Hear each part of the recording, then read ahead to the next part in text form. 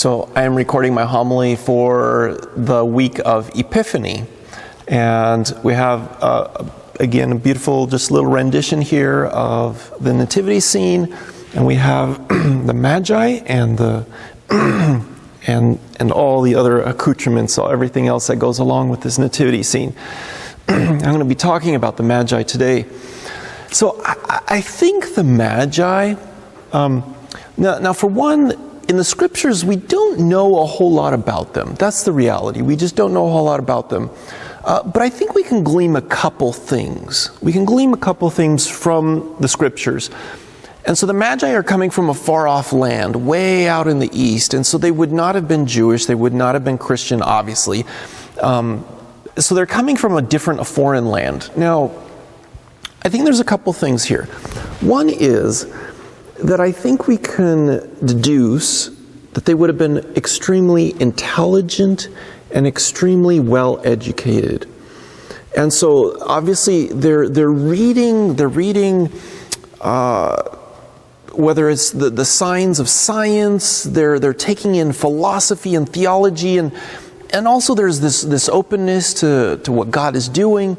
And so all of these things, in my opinion, exemplify somebody who's got to have a fairly high level of education, above average. They would have had the freedom also to have time to become fairly well educated, which implies in that they're wealthy. They would have been rich. These are not poor individuals who are coming. And in a couple ways we can deduce that. One, they're coming from a very far off land, and they seem to have, in some ways, no hurry about them. They're kind of just on this mission, on this journey, and it's not to make money. It's not to develop a business or anything like that. And so there doesn't seem to be any financial gain in what they're doing. And so it implies to me that they were wealthy. Now, also implying in that is just from the gifts that they give. They give royal gifts. They give gifts that a poor person would not be giving to somebody. So just taking that all in, they seem to have a high level of education, and they seem to be fairly wealthy. Now, the balance in all that, which makes this extremely unique, is that they're so humble. They have all these things, and according to the world, they have everything they need to be powerful, to be in control, to be self-reliant. And yet here they are prostrating themselves to behold another king. A king who has nothing, right? A king who's being born in a stable. It's marvelous. How this all happened. So they would have had a great deal of humility, but also their hearts would have been seeking something deeper, something more profound. That even their intellect was not satisfied until it had it. And their wealth meant nothing unless it was focused on it. And that is this newborn king, right? So there is a balance I see that they represent. The balance of the wealth, the education, but also the balance of the love. Now, when I'm doing counseling, I sometimes talk about the differences in how we approach life and how we approach faith. Some of us tend to approach life and faith more through the mind, kind of like the intellect of these Magi, their ability to ponder science, the ability to ponder the world and desire to have answers, a desire to know and to have certainty. And so some of us tend to approach the world first in that path, through the mind. Now, people who tend to approach the world that way tend to also like order. We like to understand things. We want rules. We want to say there's order to everything. There's rules to follow so that there can be a peacefulness about how we operate together, right? And so when somebody's breaking the rules, when somebody's interjecting a certain amount of chaos or spontaneity, it kind of makes us uncomfortable because we want order and clarity. Now, if a person approaches life that way, it's perfectly fine, that's great. But if the journey from the mind doesn't make it down into the heart, we have a tendency to become imbalanced. And the imbalance is that we start putting the rules as the end, as the purpose, the laws, and it doesn't matter necessarily how it impacts people's lives as long as they follow the laws, as long as they follow the rules. Now, so this is an imbalance, right? This is the temptation to then look at the world, and if we see somebody who's breaking the rules, we look down on them. We want to punish them. We want to correct them. Get them back in line with the rules, right? So that's when we become imbalanced. The imbalance is we can become rather cold-hearted. What about the other side? So the other side are people who tend to approach the world first through the heart. So these are people who tend to, their first impulse is to see the person who's breaking the rules and not even care about the rules, but care about the person and say, I want to help that person. I want to raise them up. I want to help them change. I want to do whatever it takes, right, to help them. And so the first impulse is empathy. Now, can that person become imbalanced?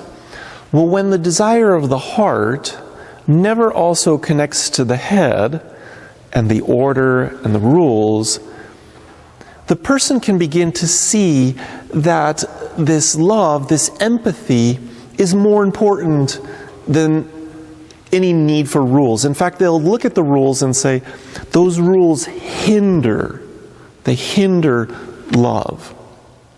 Now, we see that in the world today as the world reflects and responds to the Catholic Church.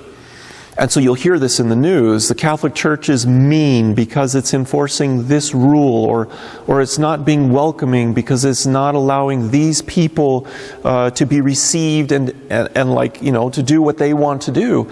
And we say, well, they're not exactly following the correct path here. And so the people would say, look at those mean Catholics. Look at their mean rules. Okay? That's an imbalance. Now, there's a theologian who was alive before and during Vatican II, Second Vatican Council. His name is Radel Ubach. And he had a great, simple theology on this. And he said that whenever we're approaching something from two different directions, for example, those who primarily go through the mind and apply it and want to understand it, and then those who come through the heart and want to help and love and feel empathy, when you have people coming from two different directions, it's tempting for them to say, well, it's either or, right? It's either this or it's this. It's either the rules or it's the love. And he says that Jesus is right in the middle. Jesus is right in the middle. And Jesus will always say, when we're trying to approach the same thing from two different directions, he would say, it's not either or. It's both and. And so that's keeping the balance of the mind and the heart working together. And remembering that all the order that God desires for us, all the rules that Jesus Christ has given us, especially the two, right? The two gospel imperatives, to love God with all your heart, mind, and soul, and strength, and heart, and everything, and to love your neighbor as yourself. These are rules. These are not guidelines, these are rules. These are things we have to do in order to be in love, in order to participate in that. They have to work together. So keeping balance. Okay, so I want to talk about a couple examples of where we could be imbalanced. So the first is, I was reading the news the other day, and there was an article, and I don't remember how I stumbled across it, but there was an article on Joel Osteen. Now, Joel Osteen is a very, very famous televangelist. Many people follow him. Many people read his books. They're inspired by his words. And I don't necessarily want to take away from people when they're feeling inspired to follow Christ more closely through someone's words or actions, even if they're not Catholic, right?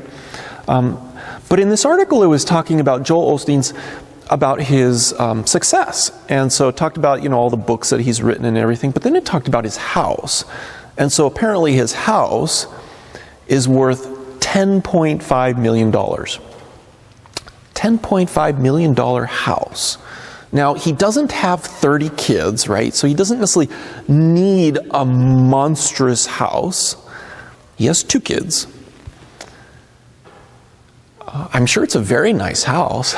I'm sure it's very well built. I'm sure he didn't just necessarily just waste his money. And so I'm sure he purchased a house worth $10.5 million.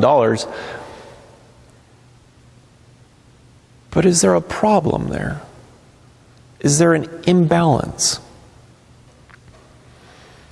He represents Christianity to many people. I think 5 million people follow him, whether on the internet or watching his show on TV or attending his church. And so he impacts a lot of people. And so for many people, he represents, if you will, modern day Magi. He represents a modern day person who's witnessed to Jesus and is now witnessing Jesus back to them. And he lives in a $10.5 million house. Is there a problem? Now, the thing is that the Magi are not the only kings referenced in the scriptures today. Who was the other king? It was King Herod, right? Now, King Herod had lots of money, lots of power. He lived a very comfortable life, and he perceived Jesus to be a threat to his comfort, his power, and his money. Now,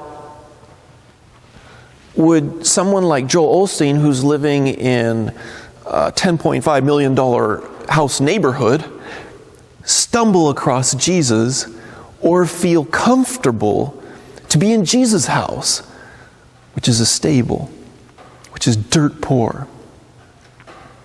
Do you see the imbalance? Do you see the problem?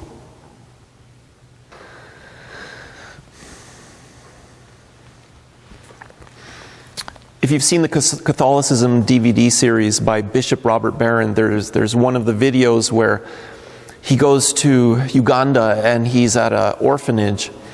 And one of the things I've learned going to orphanages, when I went to Haiti to an orphanage, and the ones in Mexico and in Honduras, you can tell right away whether the kids are being loved or not, because it's just on them. Kids don't hide it. They don't hide when they're distressed, and they don't hide when they're being deeply loved. And so in the video, when you see Bishop Robert Barron walking amongst the kids are just so excited. I mean, they're just bouncing off the walls. They're playing, they're singing songs, they're running around playing games, and the adults who are there are playing the games. And so there's lots of love. You can tell it. There's lots of there's lots of love. And as he's talking and he's walking around, I notice there's one boy. And the boy's wearing a t-shirt. And the t-shirt is an advertisement for Notre Dame. Now, when I first saw it, it was like, Notre Dame. Wait a minute. Notre Dame? You mean like Notre Dame? You know what I mean? Like the university, in the United States. Notre Dame, very famous university. My dad loved Notre Dame football, right? So it surprised me a little bit, and actually I rewound it a little bit just to see, and it's like, yep, he's wearing a t-shirt for Notre Dame University in a little orphanage in Uganda.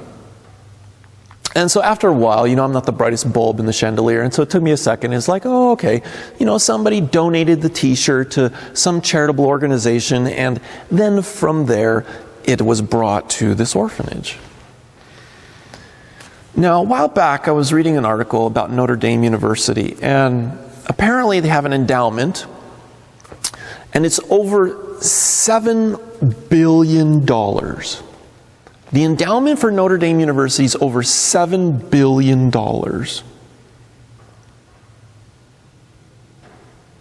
Why? Why would you need an endowment that's over $7 billion for one university? In the article it said that with that they could provide free education to every student in the University of Notre Dame University, for 50 years. For 50 years they could give completely free education to everyone in the university. Is there an imbalance? The boy who's wearing the t-shirt for this university that has $7 billion endowment, who's in this dirt poor orphanage in Uganda, would fit right in here, would be very comfortable. This would be home. What about the board of directors for Notre Dame? Would they feel comfortable here? Would they have the humility of the Magi? Or do they resemble another king in the story? Oh, I'm going to get myself into trouble for this one, right? King Herod. There's a corruption. Why do we need to hoard money in any aspect of the Catholic Church? In our schools, in the Catholic Church itself, in any aspect, why on earth we need to hoard that kind of money unless we've become imbalanced? We've been corrupted. We've become to resemble King Herod, not the Magi. Not the Magi who came to behold the living God and humbled themselves in this poverty, in this simplicity, in this freedom to put one's faith in the living God and not in anything else. I'm reading this book on lukewarmness. I may have mentioned it before, and I'm still reading it because I'm reading it really slow because it's hitting me in so many ways.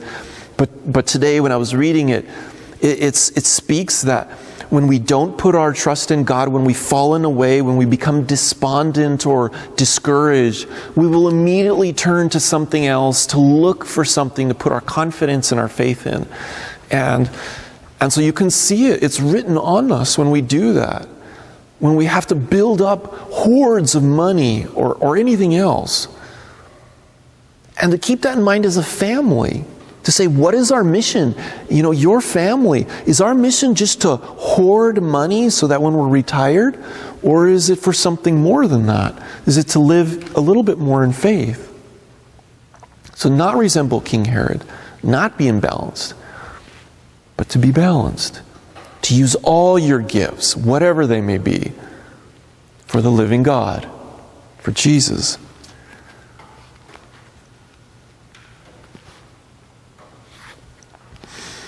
I don't know if you get the Magnificat. It's a daily missal. And I don't normally read the saint of the day or the saints that are in here.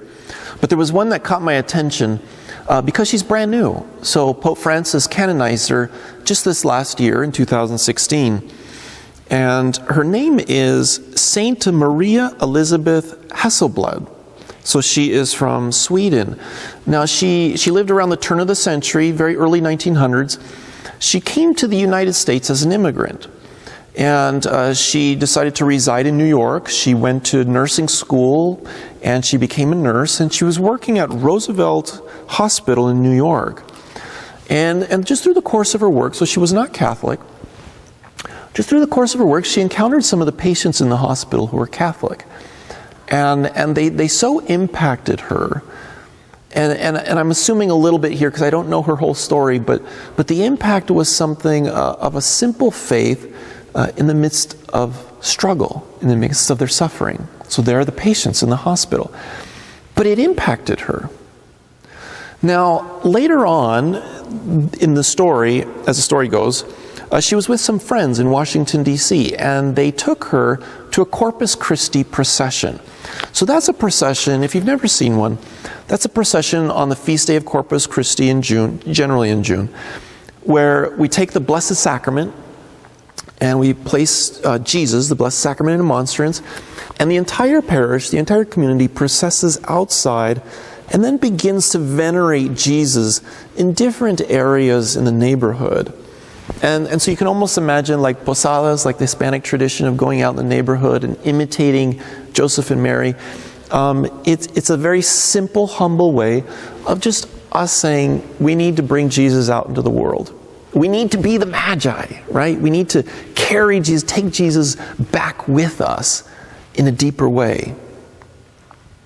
That's why I love the very last line of the gospel when it says that the Magi departed to their home by a different way. They didn't go back to Herod. They knew there was something wrong with Herod. There was an imbalance there. There was something very wrong. And they didn't want that. They didn't need that. And so they begin to carry their allegiance to Jesus and not to the corrupt. Okay. Where was I going with that? Oh yeah. So they bring Maria Elizabeth. They bring her to this Corpus Christi procession. Now, during the procession, she was praying, and it says, this is what she heard Jesus say to her. I am the one whom you seek. I am the one whom you seek. Wow, that's like the Magi, right? I am the one whom you seek. It was like the monstrance. Jesus was the star, right? I am the one whom you seek. Now, she ended up becoming Catholic. She was baptized. And part of her conversion, part of her excitement of faith, she wanted to do a pilgrimage. So she went to Rome for a pilgrimage. And while she was in Rome, she got a second inspiration. Now, she loved her home country of Sweden, and the Brigittines were originally a religious order from Sweden that was, or I should say, was named after the saint from Sweden, Saint Bridget of Sweden, right? But the religious order was dying. It had lost its fervor. There were no more vocations. And so perhaps in some ways it became imbalanced. Something went wrong. So Maria Elizabeth decides to restart it. And so she does. She restarts it, and she starts to pull in vocations. And it's going great. So she's working in Rome. She's helping the poor. She's doing everything that she feels like God is asking her to do. Now, World War II descends on Europe. She starts doing what the Pope had asked the religious orders to do. Now, you don't hear this very often, but the Pope had asked the religious orders to take in Jews so that they wouldn't be arrested. Because people knew that as they were getting arrested, at least all the rumors were, and people pretty much knew, that they were being transported to concentration camps, and the things that were happening there were very, very bad. And so the religious orders all throughout Italy started taking in Jewish people in order to protect them. And so they would hide them from the Nazis. So Maria Elizabeth had the Brigittines doing the exact same thing. Now, through the course of this, she came to know the chief rabbi in Rome, Rabbi Zoli. Now, this is a fascinating story, and there's a book on it. This is an autobiography that he wrote on his life through Ignatius Press, if you ever want to read it. There's a story about the chief rabbi in Rome, that when he was a boy, he went to one of his friend's house, and he was just a little kid, so he didn't understand the intricacies of different religions, but he knew he was Jewish. So he goes into his friend's house, and I know you can't see it, I don't have a video on it, but there's a crucifix on the wall. And he didn't know what it was.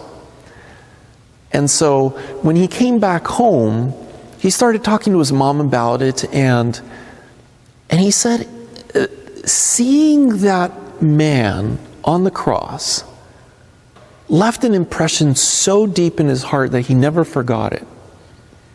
And it was almost like it became something that he was seeking. Whether it was just to understand it, to know it, what happened? And so it really left a mark on him. Now, during the war, and I should back up a little bit, throughout his life, he loved his Jewish faith. There was no part in his life where he did not love his Jewish faith. And so when the war descends, he pours himself out trying to help the Jewish people.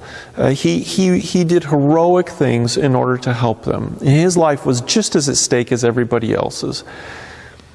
But he also knew, in knowing people like Maria Elizabeth and some of the others and the Pope,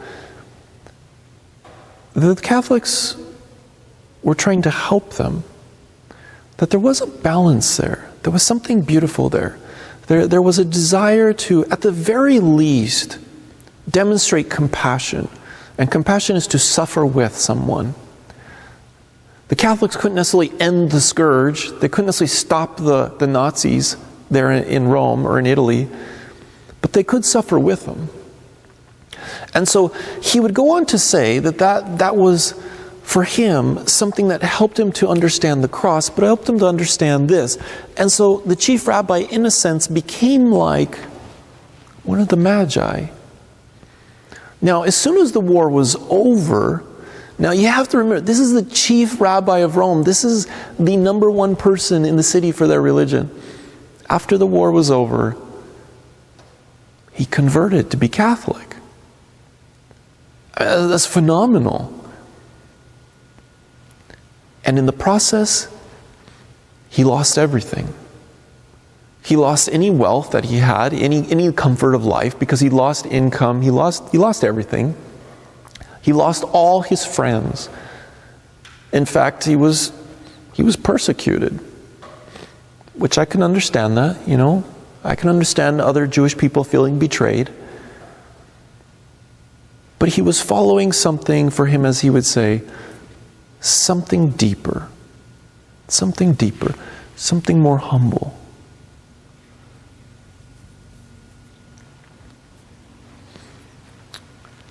So, let's be balanced, right?